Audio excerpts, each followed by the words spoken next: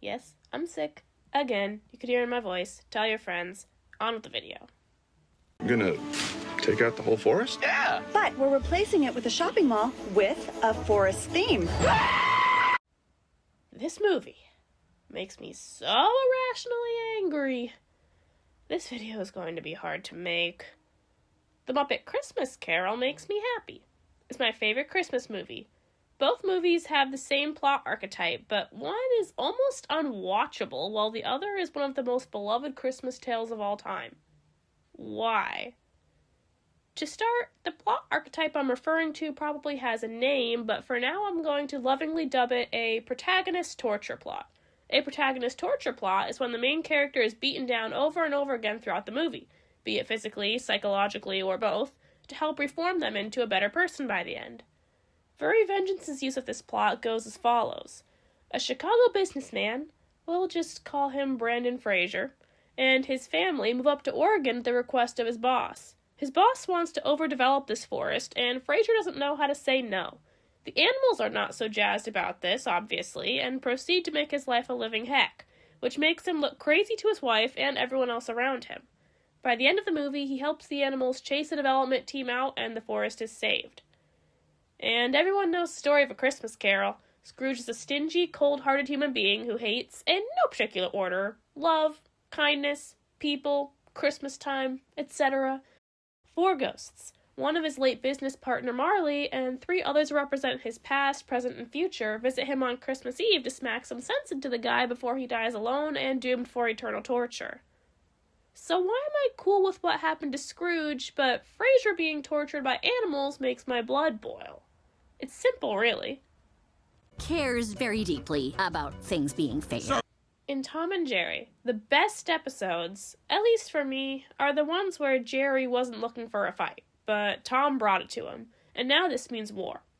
In Looney Tunes, Elmer Fudd and Yosemite Sam go after Bugs Bunny and very quickly find out why he's more of a match than they anticipated. Squidward makes his disdain for SpongeBob very apparent, so it softens the blow when SpongeBob stresses him out so much. At least in the early seasons. It's just getting ridiculous in the later ones. It's a very clear pattern. An antagonist with some degree of power gets humbled when they try to mess with who they thought was the little guy. Tom's a cat, and Jerry's a mouse. You would think each episode would end in 60 seconds with a gourmet dinner for Tom, but it doesn't. Elmer and Yosemite have shotguns. You would think that Bugs wouldn't last 10 seconds, but he wins. Scrooge owns the right to the money of most of the city. He's intimidating, cruel, and impossible to reason with. You would think that no one in the movie stands a chance against him, but that doesn't turn out to be true. First of all, the animals are not automatically the little guy just because they're animals. Fraser is not the antagonist with all the power simply by being the human in this situation.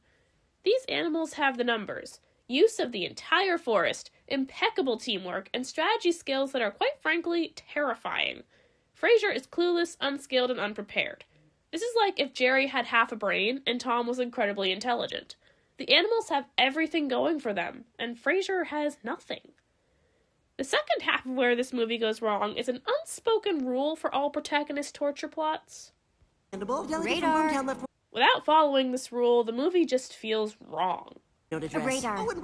This is one of, if not the only genre, where this rule even works at all. Radar.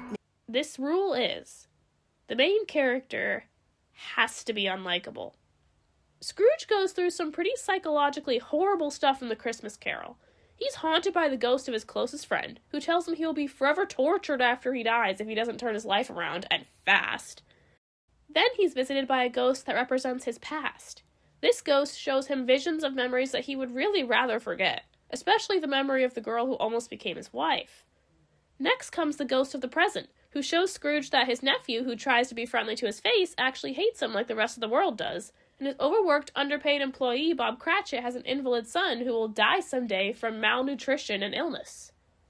And then, the night ends on a somehow more traumatic note, where Scrooge is visited by the ghost of Christmas yet to come, and he sees people mocking his death in the streets and his name on a lonely tombstone.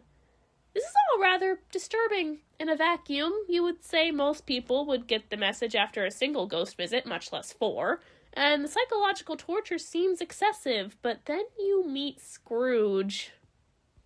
If I could work my will, every idiot who goes about with Merry Christmas on his lips would be cooked with his own turkey and buried with a stake of holly through his heart. Well, not quite speechless. And suddenly you realize why this guy probably deserved it.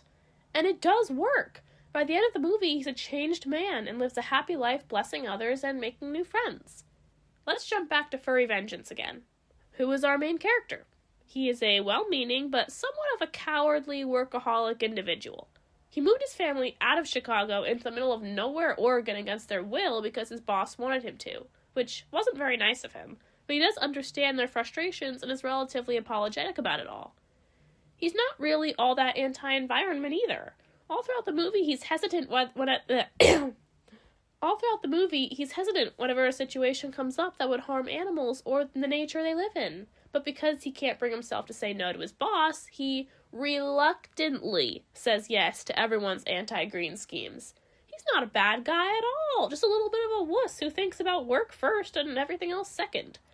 So, tell me why the animals are attacking him. If these animals were as intelligent as the movie portrays them, then they would realize that this guy needs no more than a PowerPoint presentation with some spooky ambiance to change his mind. They beat him down and torture him again and again with no remorse, and it just makes his resolve to do what his boss says stronger. It's horrible to watch. Now, to strengthen my point, there is something the movie could have done to fix this problem. We have two easily hateable individuals right here. At the beginning, we have the first guy the boss man sent to complete the project. He's driving along, excitedly yapping on the phone about how he's going to destroy the forest. The animals take him out rather quickly with a well-timed boulder that sends him off a cliff.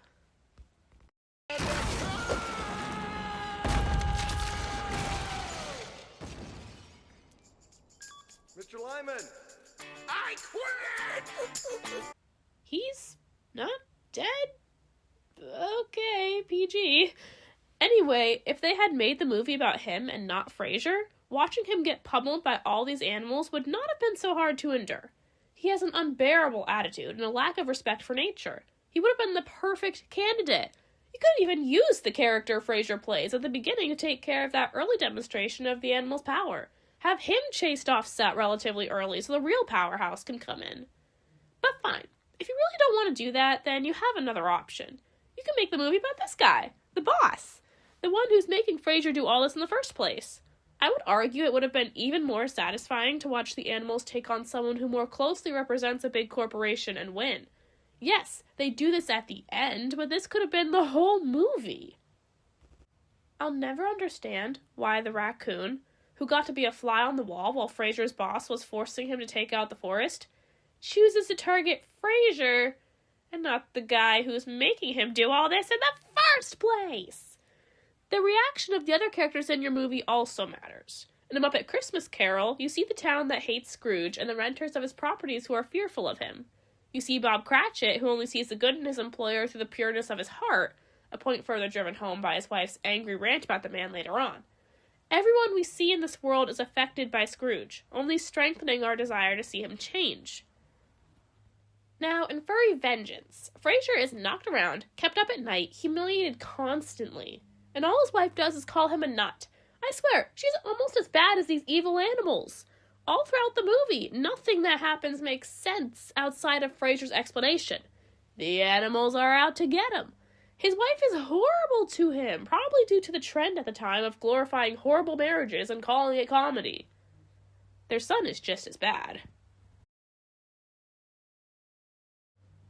Wait, he didn't give two straws about the environment before. Why does he care now? Girl. Oh, girl. Girl not want to kiss him. Now he angry. This strange girl, I have to tell you. The most unbelievable thing about her is that she'd be attracted to this city kid who hates her beloved hometown and only superficially cares about the environment. Whatever, she's just a small part of the movie anyway. This is probably one of the worst movies I've ever seen. Yes, I've seen Multiverse of Madness. Yes, I've seen Rise of Skywalker. I've seen Wish. I've seen the Emoji Movie. I've seen The Falcon and the Winter Soldier show. You've got to do better, Senator. This tops all of them. Well, except maybe Wish and the Emoji Movie. I guess those were two pretty strong examples. Now, hang on. I'm sure this is one of your favorite nostalgia movies, and I'm not taking that away from you. Ugh, what can I say about it that's good to make this fair? I liked the setting. Like, I would totally live there. Very pretty town. Moral of the story is, watch Muppet Christmas Carol before the holidays are too far behind us. It always will be my favorite Christmas movie. Happy 2026, everybody, and see you all next time.